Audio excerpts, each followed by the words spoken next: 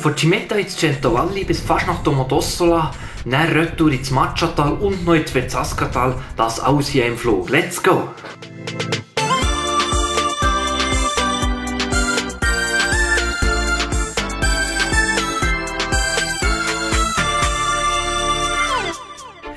Salut zusammen, ich bin hier gerade auf dem Startplatz von Cimetta und mache mich gerade parat für einen Erkundungsflug vom Tessin. Das Tessin kenne ich eben noch nicht so gut und das wollte ich an diesem Tag noch ein bisschen kennenlernen. Und einmal mehr habe ich mich beim Start mal wieder ein bisschen blöd angestellt.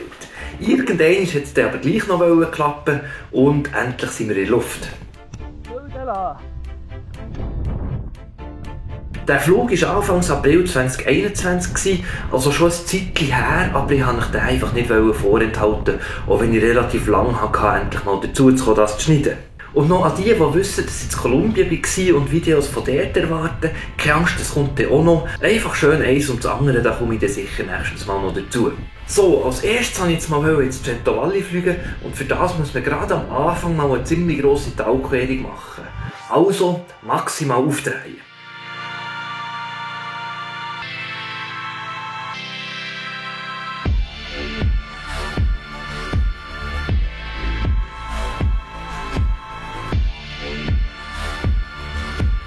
So, hier sieht man jetzt recht gut, wie man beim Aufdrehen immer auf die anderen muss schauen, wer wo steigt und wie gut es steigt, ob jemand anderes besser steigt als man selber. Ich habe das so gängig gemacht und es hat auch sehr gut funktioniert. Aber die Gruppe, die ich jetzt hierher fliege, die waren vorher viel tiefer als ich. Das hätte ich eigentlich viel früher müssen sehen, dass die deutlich besser steigen als ich.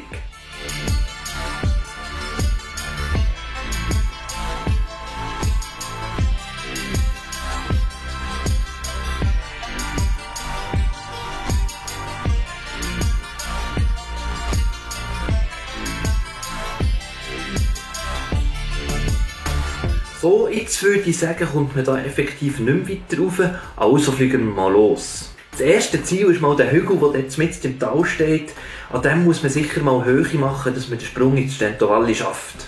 Und jetzt tun wir mal noch ein bisschen aufspeeden. Meine Standardgeschwindigkeit ist ja 16-fach, aber dort, wo ich hoch fliege und es nicht allzu viel zu erzählen gibt, gehe ich jetzt mal deutlich höher, sonst wird das Video viel zu lang. So, jetzt sind wir an diesem Zwischenhügel angekommen und wir haben auch gerade die perfekte Thermik gefunden.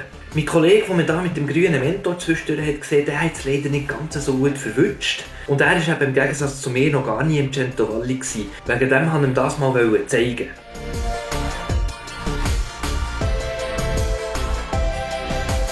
Allzu lange musste ich aber nicht warten, schon ist er auch oben angekommen. Und jetzt haben wir die Querung ins Centovalli machen. Und reden wir doch mal noch schnell über das Centovalli. Man hört ja immer wieder, dass das extrem schwierig sei, landetechnisch. Irgendwie kann ich das nicht so ganz nachvollziehen. Klar, es gibt den einen oder anderen Ort, wo man ein bisschen aufpassen muss. In dem Tal, wo wir jetzt gerade drüber queren, da hat es also definitiv Landeplätze. Es sind nicht die besten und grössten, aber landbar ist es also sicher. Wenn man dann aber die ersten paar Kilometer des Centovalli darauf geht, dort haben wir einfach wirklich überall nur Wald. Also dort wird das Landen definitiv schwierig. Für das Problem gibt es aber eine relativ einfache Lösung. Man fliegt mal ins Centovalli rein, und zwar dem Grat nach. Und solange man noch rausfliegen und wieder in das Tal reinkommt, wo man eben landen kann, hat man ja noch kein Problem. Und jetzt muss man einfach schauen, dass man eben eine Thermik verwünscht, bevor man nicht mehr aus dem Tal rauskommt. Das sollte aber an einem einigermaßen guten Tag eigentlich überhaupt kein Problem sein. Nachdem sind Centovalli in dieser bewaldeten Schlucht dort ein bisschen aufgegangen, kommt dann nämlich die Ebene oberhalb. Und dort ist der Talgrund ziemlich breit und alles Wiese, also völlig easy zum Landen. Und wenn man jetzt an dieser Stelle, die ich vorhin beschrieben habe, mal so richtig aufgedreht hat, dann kommt man eigentlich schon locker dort rauf. Und von dort hat man dann eigentlich fast bis Domodossola immer Landeplätze. Beim Streckenfliegen sollte man ja immer so fliegen, dass man im Gleiten immer einen Landeplatz erreichen kann. Und das mache ich auch sehr konsequent so. Und auch beim Centovalli ist das eigentlich kein Problem. Man muss einfach an dieser einen Stelle ein bisschen aufpassen, dass man Thermik findet, bevor man nicht mehr aus dem Tal rauskommt. Und das war also an diesem Tag definitiv kein Problem gewesen. Längstens genug früh bin ich jetzt hier wieder in eine Thermik hineingeflogen, die mich tiptop hochkatapultiert. So, und jetzt sind wir in diesem Centovalli. Weil die Basis jetzt noch nicht so hoch ist, muss ich dann nochmal aufdrehen, um wirklich genug hoch zu sein, für ins Centovalli ins Tal wirklich reinzukommen. Aber mit dem Aufdrehen vorher hat es mir von hier auch immer noch retour gelenkt, um rauszufliegen aus dem Centovalli.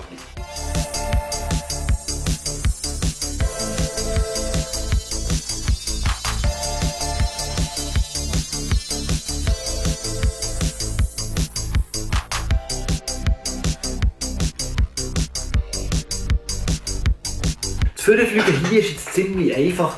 Die Thermik findet man immer wieder mal. Allerdings ist das Centovalli auch ein bisschen turbulent, insbesondere mit so ein bisschen Nordüberdruck, den wir heute hatten. Nicht so stark, dass wir Nordföhn hätten, aber auf Airolo fliegen sollte man an diesem Tag wirklich nicht. Die Turbulenz hat man also gut gespürt. Das sieht man einerseits so an den etwas unförmigen Thermikkreisen hier im Ivory links. Andererseits habe ich dann auch tatsächlich mal noch einen Klapper kassiert. Und dann war es so noch verdammt arschkalt. Es ist ja erst Anfang April und man sieht zwischendurch, wie ich die Übungen mache mit den Händen, dass wir die Finger nicht ganz abfrieren.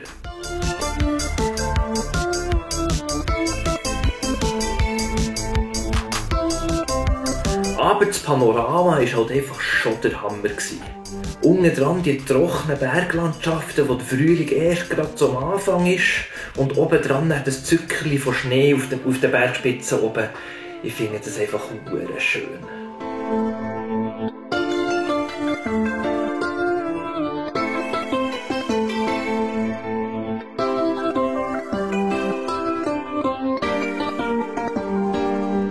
Und hier sind wir jetzt in Domodossola angekommen.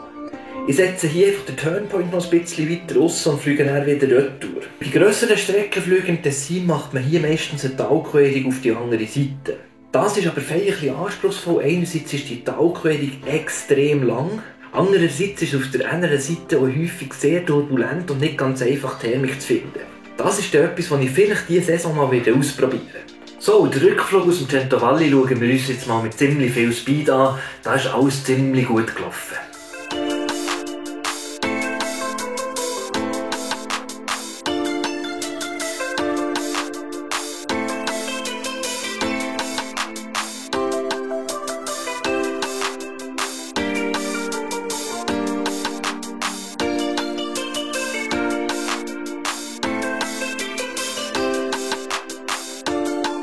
So, und hier sind wir jetzt wieder an dieser Stelle mit dem langen Waldstück. Auf dem Rückflug ist die ganze Sache ein bisschen unproblematischer, weil das Gelände runtergeht. Trotzdem muss man hier auch ein bisschen aufpassen mit dem Absaufen. Die unlandbare Zone ist dann gleich noch ziemlich lang. Was noch dazu kommt, hier sehen wir jetzt gerade die letzte Cumuluswolke. Weiter vorne Richtung Locarno hat es dann einfach gar nichts mehr. Und das ist tendenziell ein Zeichen, dass es dort zumindest schlechtere Thermik hat als hier. Ich war sicher, dass es hier Thermik hat, habe die aber einfach gerade nicht gefunden. Und das hier war jetzt so eine Situation, wo man eben nicht einfach weiterheizen sollte, sondern einfach mal suchen, bis man es findet. Was ich dann gefunden habe, war auch nicht super stark. Ich habe es auch nicht bis ganz oben ausgetragen, aber immerhin auf eine gewisse Höhe, die ich mir sicher gefühlt habe, gelenkt. Und jetzt hat sich noch die Frage gestellt, woher sie überhaupt noch weiterfliegen wollen. Es war noch nicht gerade Abend und ich wollte ja noch ins Tessin erkunden. Und weil geradeaus alles blau war, habe ich beschlossen, Abkürzung zu nehmen, Matschata. Und hier wäre jetzt, glaube ich, geografischer Kontext noch so ganz hilfreich. Also, hier bin ich jetzt das Centovalli runtergeflogen und an diesem letzten einigermaßen hohen Berg angekommen. Jetzt habe ich hier nochmal aufgedreht und fliege jetzt eben hier diagonal durch ins Matschata. Jetzt könnte man hier natürlich wieder ein bisschen Bedenken haben wegen der Landeplätze. Und klar, ganz anfängertauglich ist die Abkürzung natürlich nicht. In den meisten Momenten hat es mir hier wahrscheinlich schon gelangt, ins Tal runterzukommen. Aber ja, es hat Momente gegeben, wo das wahrscheinlich nicht wäre gegangen oder extrem knapp wurde.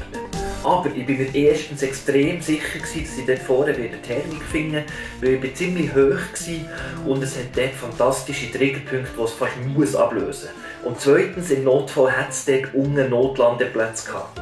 Das wären absolute Notfalllandemöglichkeiten gewesen, ziemlich anspruchsvoll zum Landen und extrem mühsam zum Rauskommen, aber ich wäre nicht völlig am Arsch gewesen.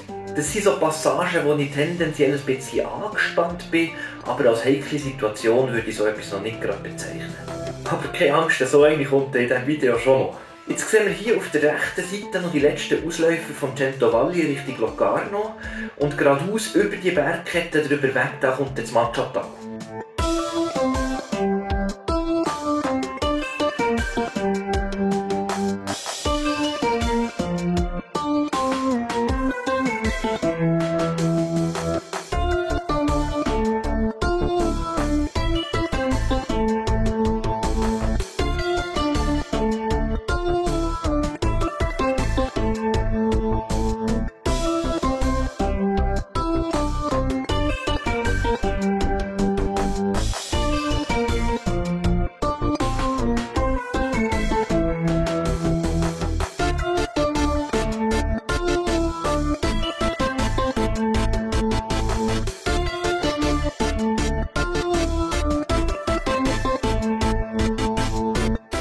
hier hat sich jetzt langsam die Frage gestellt, wie weit ich noch rauf in den Norden soll. Das Problem war so ein bisschen, dass ich gewusst habe, ab einer gewissen Höhe im Norden fängt der Nordüberdruck an problematisch werden. Ich habe aber nicht genau gewusst, wo das ist. Und hier habe ich dieser Sache irgendwie nicht mehr so recht getraut und einfach mal gekehrt. Ich habe nicht einfach nur umkehren, sondern habe auch noch die Talseite gewechselt. Das Matschental ist ja so ein Nord-Süd-Tal und wir haben schon deutlich nach Mittag gehabt. Also musste ich davon ausgehen, dass die Ostflanke nicht mehr so gut funktioniert, von dem her wollte ich jetzt an die Westflanke rüber. Bis hier konnte ich an der Ostflanke fliegen, weil ich immer über Gradhöhe war, von dem her war das kein Problem. Hier hatte ich jetzt die Höhe aber nicht mehr, von dem her musste ich jetzt noch die Talseite wechseln. Hier bin ich jetzt schon einigermaßen tief angekommen und durfte feststellen, dass Matschental einen ziemlich kräftigen Talwind.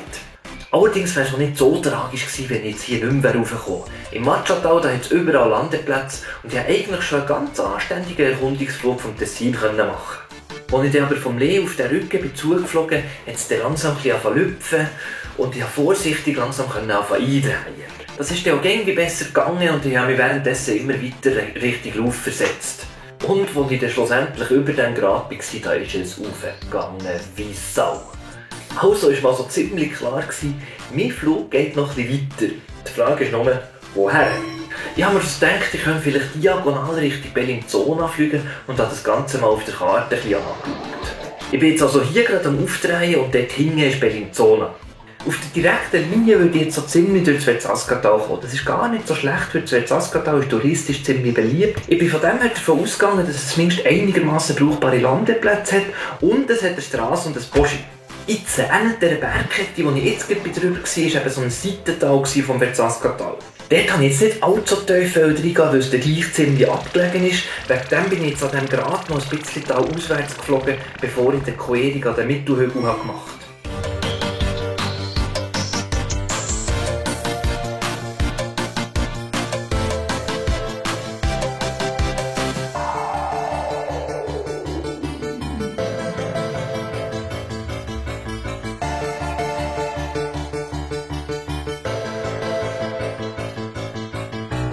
Als ich dort angekommen ist die Thermik eben nicht ganz da gestanden, wo ich sie erwartet habe. Ich habe gedacht, vermutlich sei sie eher noch etwas weiter aussen und habe das ausprobiert. Irgendwann musste ich dann aber einsehen, dass sie dort auch nicht ist und halt umkehren, weil hier musste ich aufdrehen, bevor ich die Querung mache. Das ist halt immer so ein Gamble, wo es genau abreißt, woher es eine Thermik versetzt. Und in diesem Fall habe ich das nicht perfekt getüpft, aber jetzt mit ein bisschen Suchen habe ich es dann gleich noch gefunden.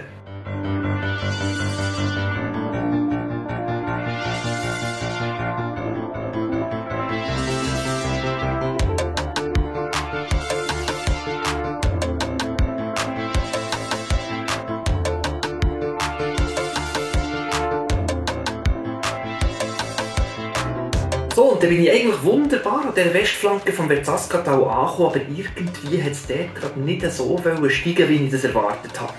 In diesem Moment hatte ich noch ganz okay Höhe, von dem her bin ich einfach mal ein bisschen auswärts weitergeflogen und habe gedacht, da kommt die Thermik dann schon noch früher oder später. Jetzt bin ich aber hier vor so einem kleineren Talsprung und habe gewusst, jetzt sollte ich mal wieder ein bisschen Höhe machen. Nach ein bisschen Suchen habe ich auch etwas gefunden, aber so wirklich gut hat das Ding halt einfach nicht funktionieren. Dann hatte ich noch ein anderes Problem. Weiter hinten im Vezzascatal hat es eigentlich ganz okay Landeplätze gehabt, aber hier vorne sind sie einfach langsam irgendwie schlechter geworden, weil es Tal immer wie enger wird. Spätestens vorne am Stausee, da hat es einfach überhaupt gar nichts mehr. Ich habe mich hier schon langsam so ein bisschen unwohl gefühlt, habe aber gedacht, dass das nicht funktionieren könnte, schlimmstenfalls mit dem Talwind ins Tal hinterfügen und dort landen. Als ich jetzt aber hier angekommen bin ich dann langsam schon ziemlich tief gewesen und durch das habe ich den Talwind auch extrem deutlich spüren. Das Problem war jetzt, mit diesem Talwind hat es alle Thermik, die hier war, komplett verblasen.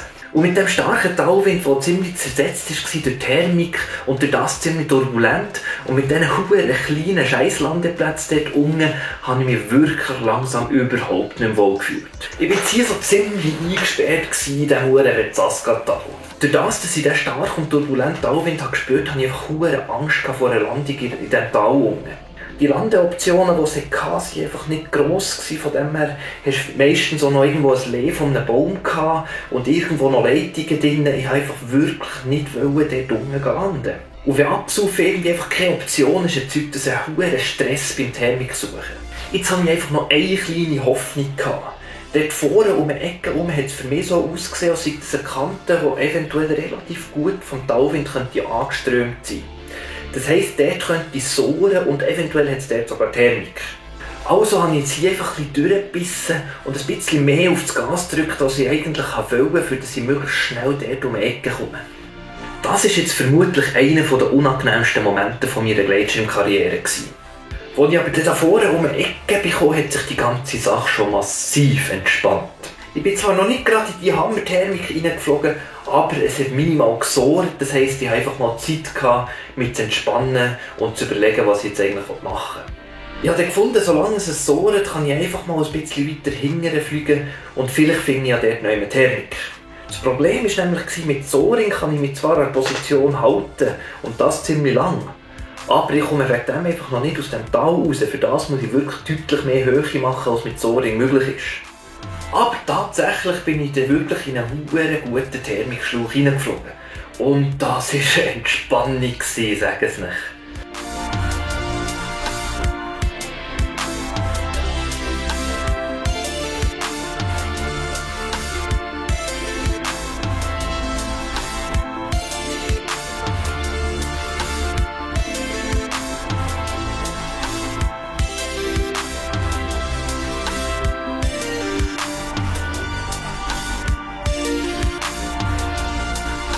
Und endlich ist es mal wieder so richtig aufgegangen. Und am Schluss dann sogar noch zum ersten Mal auf 3000 Meter. Und mit dieser Höhe bin ich ziemlich sicher gewesen, dass ich es wieder schaffe, aus dem Berchtesgadental rauszukommen. Ich habe zwar schon angenommen, dass ich mal noch einmal aufdrehen müsste, aber ich hatte jetzt wirklich nicht mehr grosse Bedenken gehabt, dass es gelingen sollte. Ich bin dann gerade noch weitergeflogen und hatte dort ziemlich gutes Gleiten und nicht mehr relevanten Gegenwind gehabt. Ich bin jetzt ganz bewusst ziemlich weit links geflogen. Auf der einen Seite ist das mal die Abrisskante, dort könnte potenziell Thermik geben und wahrscheinlich gleitet es ein bisschen besser. Und das mit der Thermik hat jetzt in dem Fall nicht so wirklich funktioniert, da habe ich keine gefunden. Aber hauptsächlich habe ich ganz sicher nicht durch den Taleingang vom Berchtesgadental fliegen. Weil das ein bisschen eine Verengung ist dort, muss man dort ganz sicher mit extrem starkem Tauwind rechnen. Dann haben wir noch den Stausee und eine sehr prekäre Landesituation. Dort will ich wirklich nicht in die Nähe durchfliegen. Von dem her habe ich jetzt einfach gehofft, dass es mir über die Krete da vorne drüber lenkt. Es hat jetzt hier so eine Stelle gehabt, die ein bisschen tiefer war und es hat mir eigentlich gedacht, das müsste dort fast drüber lenken. Mittlerweile weiss ich, dass es nicht die geschickteste Idee war, dort gerade drüber zu fliegen. Was jetzt hier geschickter wäre, wäre ein bisschen weiter links zu haben und einfach nicht ganz die tiefste Stelle anzupeilen. Dort hat man nämlich sicher weniger Gegenwind und tendenziell sogar deutlich besseres Gleiten, wenn nicht sogar leicht steigen. Und wenn es dort nicht drüber hätte gelenkt, hätte ich immer noch beim Grad vorne rechts überhaben und versuchen durchzusneaken. Aber es hat ja alles geklappt und endlich habe ich mich aus den Fängen vom Berchtesgadental befreit. Jetzt habe ich mir noch gar nicht gross Gedanken gemacht, was man eigentlich noch machen könnte. Aber dann hat es halt hier noch eine Thermik gehabt. Und wenn es so eine Thermik hat, die dermassen geil steigt, die muss man ja vorausdrehen.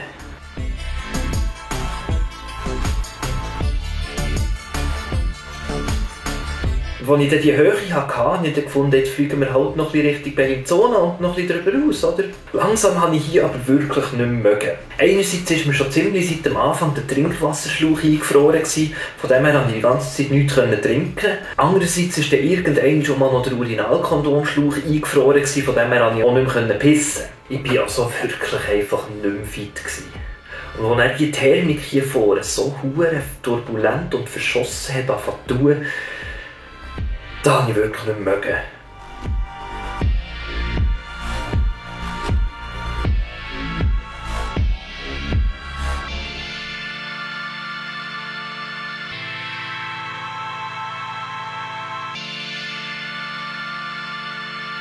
Das Tal, wo ich jetzt hier ankomme, ist der Eingang vom San Bernardino. Und in dieser Ecke bin ich dann noch ein bisschen rumgekentert, allzu viel Sinnvolles habe ich dort aber nicht mehr zustande gebracht. Von dem her würde ich jetzt sagen, mit dieser wunderschönen Abendstimmung, die wir hier haben, beenden wir jetzt diesen Flug mal. Für mich war das auf jeden Fall ein sehr spannender und lehrreicher Flug gewesen. Und jetzt haben wir ein neues Jahr, eine neue Saison hat angefangen und die geht jetzt gerade im Tessin schon voll los. Von dem her habe ich gefunden, das ist eben eigentlich gerade genau der richtige Moment, das Video rauszubringen, weil genau diese Art von Flügen, die werden jetzt gerade wieder möglich. Ich freue mich auf die nächsten Monate, die jetzt kommen und hoffentlich auf ein paar neue geile Erlebnisse. So, Falls du mein letztes Video noch nicht hast gesehen, das verlinke ich dir hier verlinken. Das ist nichts wirklich tiefgründiges, aber es ist sehr gute Unterhaltung. Und was gerade noch ein bisschen früher im Jahr möglich ist, ist der Flug von Gary, den ich hier gemacht habe. Und an dieser Stelle noch ein grosses Merci an alle, die mich abonniert haben. Ich habe kürzlich die magische 1000er-Grenze überschritten. Yay! Also, bis zum nächsten Mal. Habt's noch gut. Ciao zusammen.